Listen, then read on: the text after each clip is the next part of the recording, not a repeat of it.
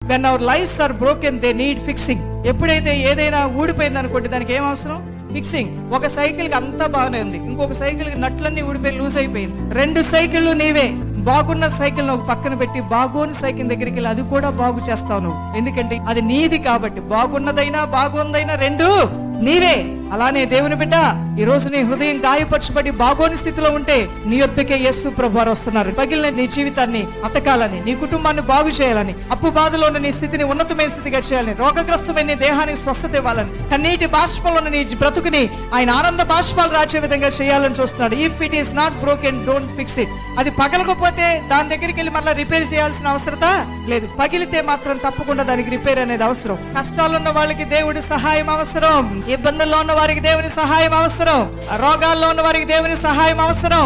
బాధల్లో ఉన్న వారికి దేవుని సహాయం అవసరం. నిరాశలో ఉన్న వారికి దేవుని సహాయం అవసరం. సహాయం ఎవరికి కావాలో వారితో దేవుడు ఉన్నాడు. అవసరత ఎవరికో వారితో దేవుడు ఉన్నాడు. పగిలిన స్థితి ఎవరికి ఉందో మంచి కుమ్మర్లాగా పగిలిన కుండను మరలా అతకటానికి దేవుడు వారి పక్కనే ఉన్నాడు. దేవుని బిడ్డ, ఈ రోజు నీతోనే ఉన్నాడు. ఇబ్బందులనే కొలిమిలో కాల్చబడుతున్నావా? అయితే నిన్ను సువర్ణమలే చేయడానికి నీ దేవుడు నీ పక్కనే నిలబడి ఉన్నాడు. Download ShareChat.